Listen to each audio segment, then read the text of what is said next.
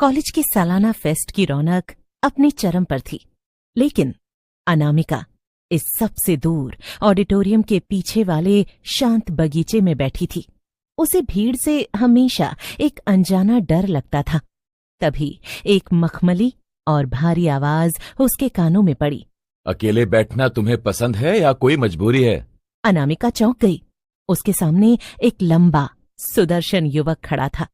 उसके चेहरे पर एक अजीब सी, लगभग अलौकिक चमक थी। बस भीड़ में मेरा दम घुटता है, मुझे शांति अच्छी लगती है। हम काफी मिलते जुलते हैं। मेरा नाम आर्यन है। मुझे भी ये शोर शराबा शोर ही लगता है, संगीत नहीं। उस रात की वो छोटी सी मुलाकात कब घंटों की बातों में बदल गई, अनामिका को पता ही नहीं चला। आर्यन के बात करने का लहजा पुराना और बहुत ही तहजीब वाला था। हफ्तों बीतते गए। आर्यन अब अनामिका की जिंदगी का केंद्र बन चुका था। वो अनामिका का इतना ख्याल रखता था कि कभी कभी अनामिका को खुद पर ही जलन होने लगती थी। आर्यन की कुछ आदतें अनामिका को खटकने लगी थीं। एक दोपहर अनामिका ने आर्यन को लंच पर बुलाने की कोशिश की। आर्यन, तुमने आज भी कुछ नहीं खाया, चलो ना उस नए कैफे में चलते हैं, वहां का पास्ता तुम्हें पसंद आएगा। नहीं अनामिका, मुझे बाहर का खाना रास नहीं आता। मेरा पेट तुम्हारी बातों से ही भर जाता है, और वैसे भी धूप मुझे थका देती है। लेकिन आर्यन, तुम कभी सूरज की रोशनी में बाहर क्यों नहीं निकलते? और मैंने तुम्हें कभी पानी पीते तक नहीं देखा। तुम्हारी मौजूदगी ही मेरी हर भूख और प्यास मिटा देती है। क्या तुम्हें मेरा साथ काफी नहीं है? आर्यन की बातें रोमांटिक थीं। वो प्यार था या खौफ, वो समझ नहीं पा रही थी। अनामिका ने हाल ही में शहर के बाहरी इलाके में एक पुराना विक्टोरियन स्टाइल बंगला किराए पर लिया था। बंगला खूबसूरत था। उसकी रूममेट शालिनी अक्सर काम के सिलसिले में बाहर रहती थी, जिससे अनामिका अक्सर वहां अकेली होती थी। एक रात जब बाहर मूसलाधार बारिश हो रही थी, आर्यन अनामिका के पास था। अचानक इतनी ठंडी क्यों हो गई? खिड़कियां तो पूरी तरह बंद है। जब पुरानी यादें कमरे में टहलने लगती हैं, तो हवा अक्सर ही ठंडी हो जाती है। तुम कैसी डरावनी बातें कर रहे हो आर्यन, मुझे डर लग रहा है। अनामिका ने बिजली जाने के बाद एक मोमबत्ती जलाई। उसने दीवार की ओर देखा और उसके पैर जम गए। रोशनी में अनामिका की परछाई साफ दिख रही थी, लेकिन उसके बगल में खड़े आर्यन की कोई परछाई नहीं थी। उसे लगा शायद उसकी आंखों का धोखा है, पर डर ने उसके दिल में जड़ें जमा ली थीं। अनामिका के बचपन का दोस्त रोहन एक पैरानॉर्मल इन्वेस्टिगेटर था। उसने जब अनामिका के फोन कॉल पर उसकी घबराहट सुनी, तो वो तुरंत उससे मिलने पहुंचा।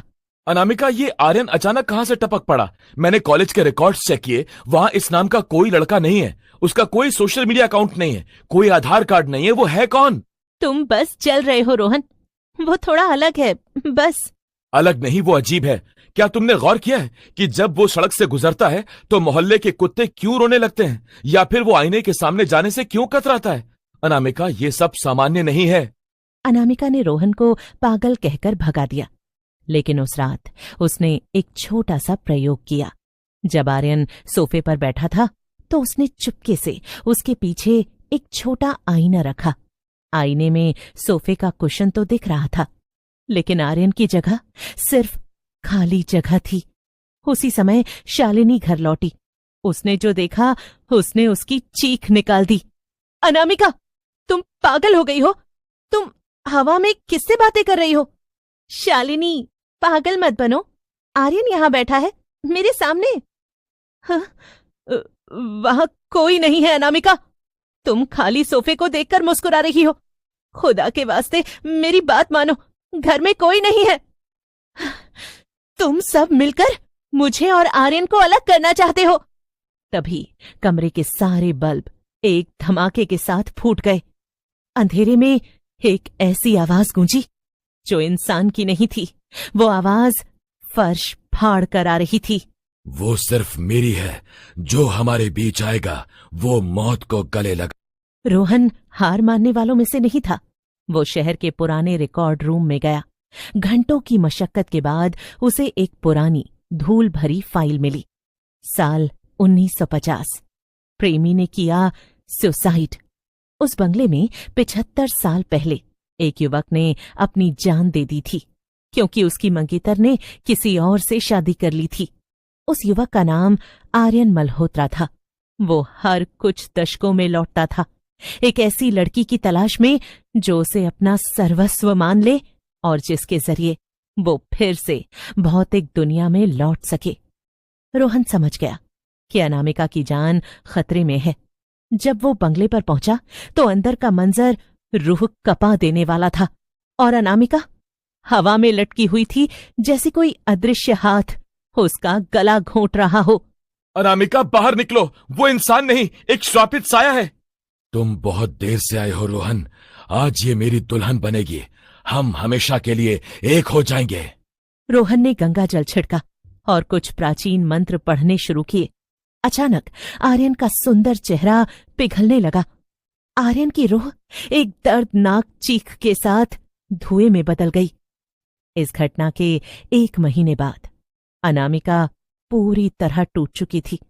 उसने शहर छोड़ दिया और अपनी बुआ के पास एक छोटे गांव में चली गई। एक रात नहीं, ये मुमकिन नहीं है। रोहन ने तो सब ठीक कर दिया था।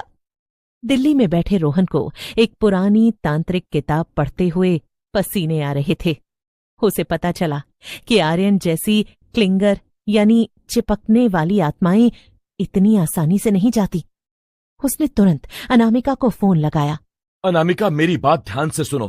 क्या तुम्हें अपने आसपास सड़ी हुई मिट्टी की गंध आ रही है? रोहन, वो यही है। हाँ, वो कमरे के कोने में खड़ा है। वो कह रहा है कि मैंने उसे धोखा दिया है। हाँ, वो कह रहा है कि वो मुझे साथ लेकर जाएगा। रोहन जब गांव पहुंचा, घर के अंदर घुसते ही उसे महसूस हुआ कि तापमान 0 से नीचे है। अनामिका फर्श पर बेसुध पड़ी थी। वो डायरी, हाँ, उसने कहा था कि उसमें उसकी कविताएं हैं। हाँ, मेरे बैग में है। आर्यन की रूह ने पीछे मुड़कर देखा। वो अनामिका के बैग तक पहुंचा और पुरानी चमड़े की डायरी निकाल ली। वो डायरी आर्यन का एंकर थी, जिसने उसे इस दुनिया से जोड़ रखा था। रोहन ने अपने लाइटर से डायरी के पन्नों में आग लगा दी। जाओ यहां से, मैं तुम्हें आजाद करती हूं और खुद को तुमसे मुक्त करती हूं। डायरी जलते ही पूरे कमरे में एक अलौकिक नीली रोशनी फैल गई। आर्यन का साया किसी जलते हुए कागज की तरह हवा में बिखरने लगा। उसकी चीखें धीरे धीरे धीमी होती गईं और अंत में सिर्फ सन्नाटा रह गया। डायरी जलने के 3 महीने बाद तक सब कुछ सामान्य रहा। अनामिका अब वापस कॉलेज जाने लगी थी और रोहन भी अपने नए केस में व्यस्त हो गया था। लेकिन अनामिका को अब एक नई समस्या होने लगी थी। उसे नींद में चलने की बीमारी हो गई थी। एक रात शालिनी की नींद अचानक खुली। उसने देखा कि अनामिका बिस्तर पर नहीं है। वो उसे ढूंढते हुए किचन में गई तो उसकी रूह कांप गई और फर्श पर गिरी हुई राख को अपनी उंगलियों से चाट रही थी। अनामिका, ये क्या कर रही हो? अनामिका धीरे से मुड़ी। उसकी आंखों की पुतलियां पूरी तरह गायब थीं। सिर्फ सफेद हिस्सा दिख रहा था। उसने एक ऐसी आवाज में बात की जो कि उसकी अपनी नहीं थी।